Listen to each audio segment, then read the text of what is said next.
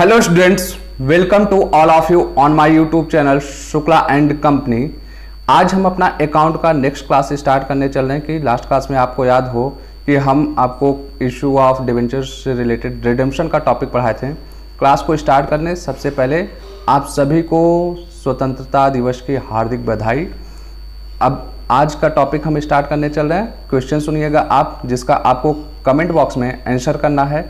कि पहला क्वेश्चन आपका है कि हमारे पास डिवेंचर का रिडेम्पशन करने के लिए कौन कौन सी कंडीशंस होती हैं।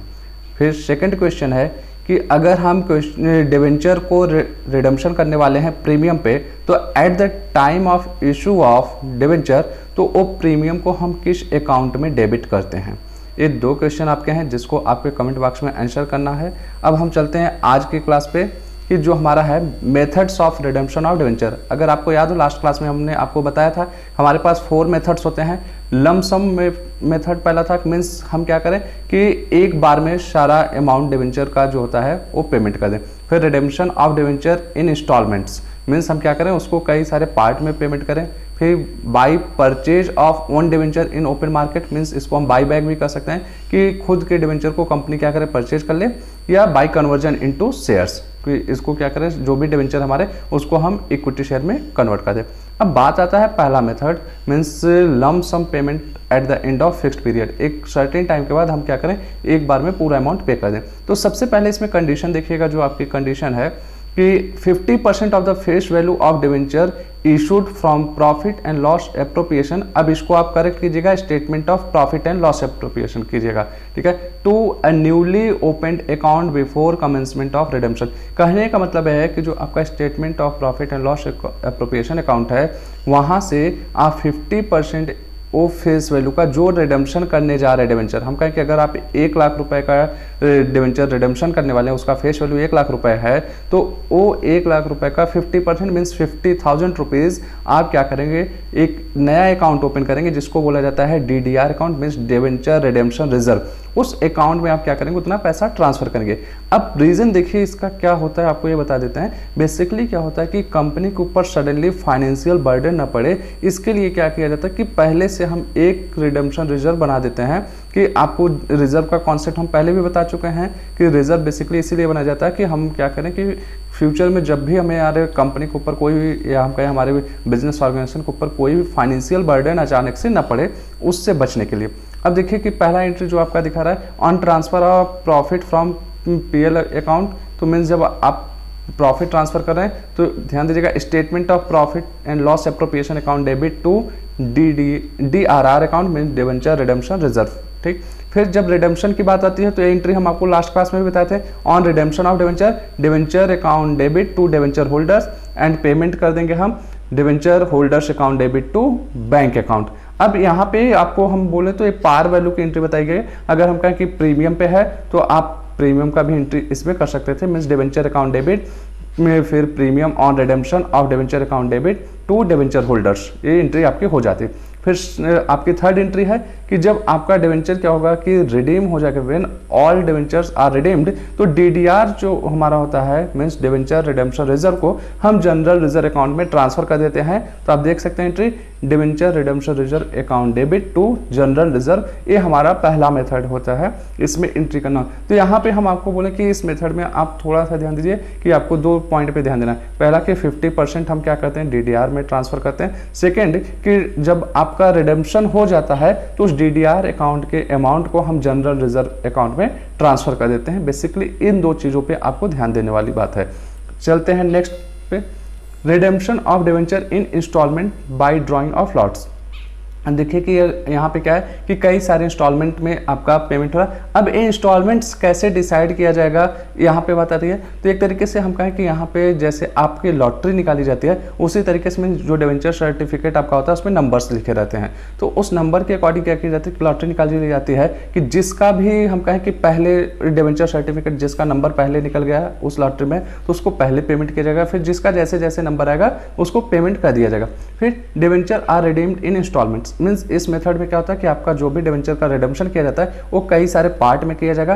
फिर यहाँ पे देखिए 50% of debenture issued are transfer to DRR before redemption, same वही कॉन्सेप्ट यहाँ पे भी चल रहा है। ठीक, तो अब यहाँ पे आप ध्यान दीजिए क्या एंट्री हो रही है कि interest account debit to bank account, फिर profit and loss account debit to interest. अब ये आपको समझ नहीं है कि ए हो क्या रहा है, कि ए देखिए कि यहाँ पे जो एंट्री की गई है कि डिवेंचर पे इंटरेस्ट पेमेंट की एंट्री हो रही है, क्योंकि आप कह सकते हैं कि कई सारे इंस्टॉलमेंट में जब आप पेमेंट करेंगे तो आपके जो बैलेंस बचे हुए रहेंगे डिवेंचर जिनका रिडेम्पशन नहीं हुआ होगा, तो उनको इंटरेस्ट तो आपको पेमेंट करना पड़ेगा। और जहाँ जहाँ आपका प्रॉफिट एंड लॉस अकाउंट आ रहा है बच्चा, वहाँ पे आप ध्यान दीजिए statement of profit and loss account अब हो चुका है।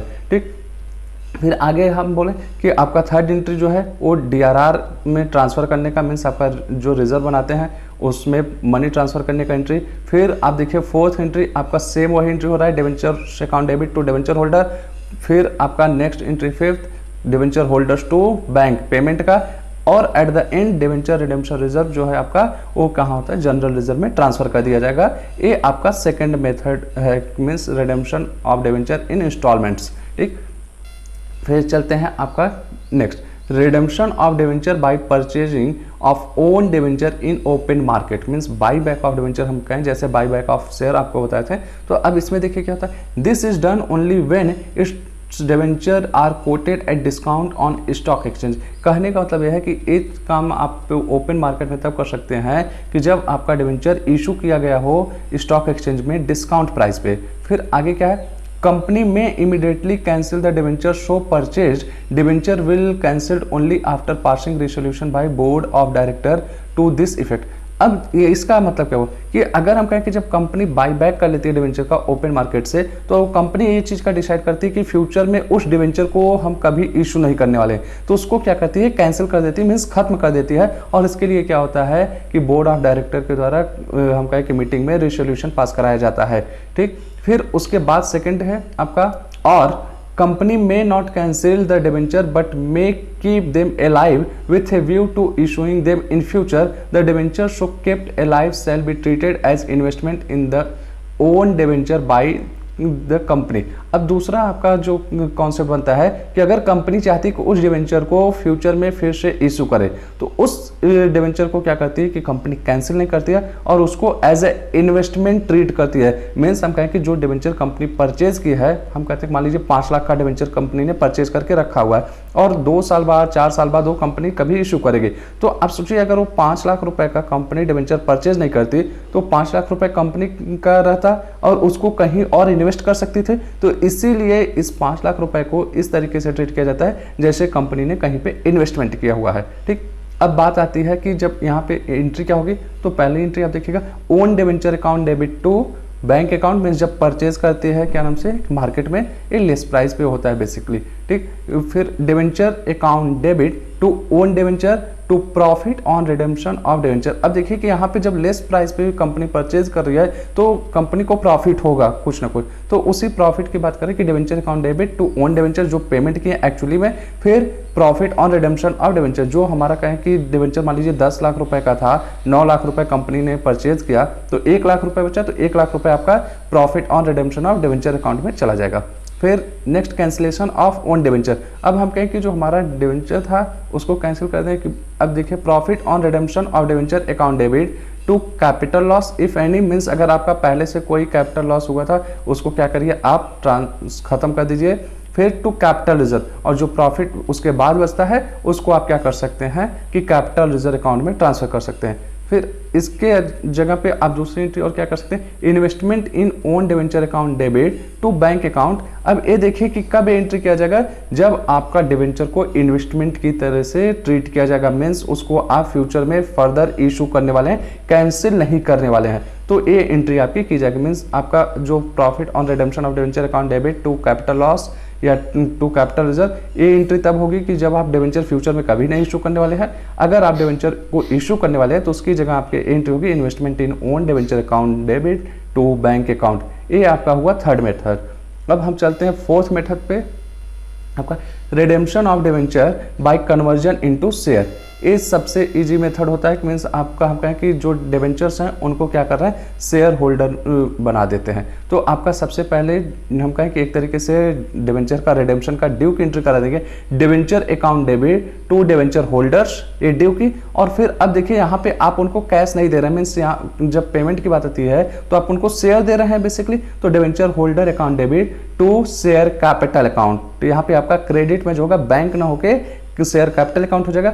और इस केस में ध्यान दीजिएगा, no DRR is required in case of conversion of debenture, means जब आप डिवेंचर्स को शेयर में कन्वर्ट करते हैं तो आपको कोई भी हम कहें रिजर्व बनाने की जरूरत नहीं पड़ती है। तो ये मोस्ट इंपॉर्टेंट क्वेश्चन है, आपसे पूछा जा सकता है डिवेंचर रिडेम्पशन के किस मेथड में आपको रिजर्व बनाने की मींस DRR क्रिएट करने की जरूरत नहीं पड़ती है। ठीक, अब यहाँ से हमारा हम कहें कि डिवेंचर का जो रिडेम्पशन का टॉपिक है खत्म होता है। एक चीज आप ध्यान दीजिएगा कि आपको हम यहीं से समझा देते हैं कि जो आप कहें कि loss on issue of debenture होते हैं उसको क्या किया जाता है कि कंपनी पहले से डिसाइड कर लेती है कि जैसे हम कहें कि अगर रिडेम्पशन कर रही कंपनी प्रीमियम पे, तो प्रीमियम कंपनी को स्टार्टिंग में ही पता चल चुका होता है कि क्या अमाउंट आने वाला है, और वो हम कहें कंपनी का कैपिटल लॉस होता है। ठीक है, और इस कैपिटल लॉस को एक तरीके से डिफर्ड रेवेन्यू एक्सपेंडिचर की तरह ट्रीट किया जाता है, मीन्स इसको क्या किया जाता है कि कंपनी के बैलेंस शीट में दिखाया जाता है एंड हम कहें कि उसको राइट ऑफ किया जाता है हर साल। अब वो राइट ऑफ करने का कंपनी के पास दो तरीका होता है। एक होता है कि अगर हम बोले उस डिवेंचर की लाइफ 10 साल है तो टोटल जो वो डिस्काउंट का अमाउंट है हम कहें या जो प्रीमियम है रिडेम्पशन पे, उन सबको क्या करें कि 10 से डिवाइड कर दीजिए। मान लीजिए हम कहते हैं 5 लाख रुपए टोटल हो रहा है, तो 5 लाख को हम कहें 10 से डिवाइड कर देंगे तो 50,000 आएगा। तो हर साल क्या करेगी company, 50,000 rupees statement of profit and loss account में डेबिट करेगी, और जो बैलेंस अमाउंट बचता रहेगा उसको बैलेंस शीट के एसेट साइड में दिखाती रहेगी। ये तरीका होता है। दूसरा तरीका होता है कि अगर हम कहें कंपनी अपने डिवेंचर का जो रिडेम्पशन है वो इंस्टॉलमेंट में करने वाली है, तो ऐसे केस में जितना हम कहें कि कंपनी अपने डिवेंचर का रिडेम्पशन करते चली जा रही है तो उसका एक रेशियो बना देगी।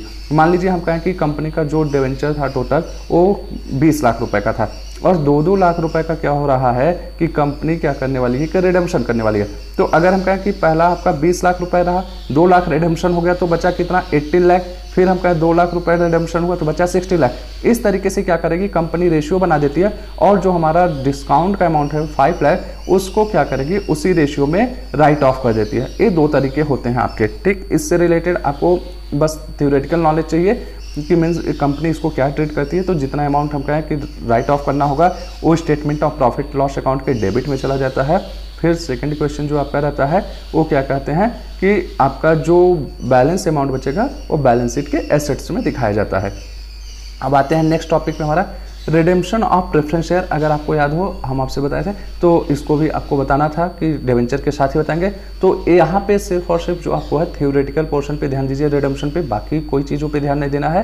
ठीक, तो अगर हम कहें preference share can be redeemed out of profit which are kept for distributing dividends. अब ध्यान दीजिएगा, प्रेफरेंस शेयर का जो रिडेम्पशन करना होता है वो हम कहें कि डिविडेंड के लिए जो प्रॉफिट रखा गया उससे रिडीम किया जा सकता है। Preference share should be fully paid up. कहने का मतलब कि अगर 100 रुपये का प्रेफरेंस शेयर है तो उसको फुल्ली पेड अप होना चाहिए, 100 रुपये उस पर पूरा रिसीव हुआ होगा तभी आप क्या करेंगे उसका रिडेम्पशन कर सकते हैं। इन केस अगर वो प्रेफरेंस शेयर पूरा फुल्ली पेड अप नहीं है, मान लीजिए 90 रुपये रिसीव हुआ है, 10 रुपये नहीं, तो 10 रुपये पहले आप रिसीव करेंगे फिर उसके बाद उसका रिडेम्पशन करेंगे। The premium on redemption of preference share are made out of profit which are not kept for dividend distribution. अब देखिए कि जब बात आती है रिडेम्पशन का तो दो चीजें आती है कि प्रेफरेंस शेयर का जो रिडेम्पशन होगा वो आपका डिविडेंड के लिए जो प्रॉफिट रखा गया वो तो यूटिलाइज किया जा सकता है, लेकिन अगर हम कहें कि प्रीमियम पे रिडेम्पशन करने जा रहे हैं तो प्रीमियम जो है उस प्रॉफिट से नहीं यूटिलाइज किया जाएगा। मीन्स उस प्रीमियम को आप जो डिविडेंड के लिए आपका प्रॉफिट है उसके लिए यूज नहीं कर सकते हैं। The information of redemption should be sent to registrar within 30 days. कि अगर आप रिडेम्पशन कर रहे हैं तो रिडेम्पशन करने के बाद ये चीज़ें इसका इन्फॉर्मेशन आपको हम कहें रजिस्ट्रार ऑफ द कंपनीज को 30 दिन के अंदर बता देना पड़ता है। Debenture can not be issue for the redemption of preference share. और अगली चीज़ देखिए कि मीन्स अगर हम सोर्सेज ऑफ फाइनेंस की बात करें कि रिडेम्पशन कैसे किया जा सकता है प्रेफरेंस शेयर का, तो आपको जरा सा डिवेंचर में याद कीजिए तो वहाँ पे हम शेयर और डिवेंचर इशू कर सकते थे, फ्रेश इशू करके जो पैसा हमें मिल सकता है उसको यूटिलाइज कर सकते थे। लेकिन प्रेफरेंस शेयर के केस में आप डिवेंचर इशू नहीं कर सकते, सिर्फ शेयर कर सकते हैं। एक तरीके से बोला जाए इनडायरेक्टली यहाँ कहने का मतलब है कि आप डिवेंचर इशू नहीं कर पाएंगे अगर आपका प्रेफरेंस शेयर का रिडेम्पशन करना है। ठीक है, तो ये बातें हुई कि रिडेम्पशन ऑफ प्रेफरेंस शेयर से रिलेटेड कि इतने पॉइंट्स पे आपको ध्यान देना है, इससे ज़्यादा आप अपने दिमाग पे कोई जोर मत दीजिएगा।